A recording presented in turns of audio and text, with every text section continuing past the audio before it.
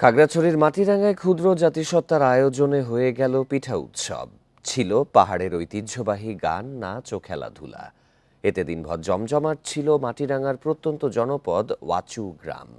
বর্ণিল এই আয়োজনে যোগ দেন দূর দূরান্তের অনেকেই।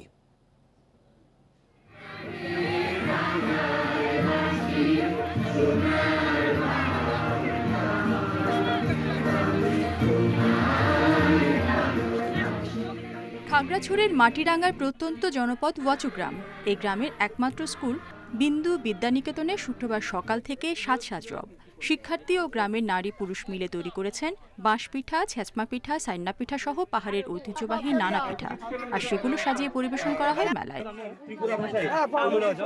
মারমা, ত্রিপুরা ও চাকমা শিক্ষার্থীদের আয়োজনে ছিল নাচ গান, ছিল ঐতিহ্যবাহী খেলাধুলাও।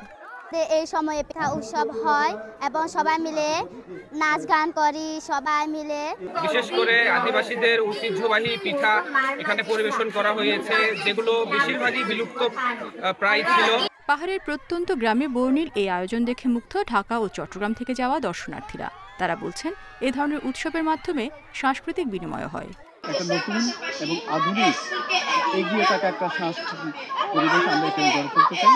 এখানে দেখানো হচ্ছে পিঠা উৎসব, কিন্তু একে ঘিরে যে সাংস্কৃতিক উৎসব হচ্ছে, সেখানে বাংলাদেশের মোটামুটি 4টা ভাষার স্ফুরণ দেখলাম আমরা।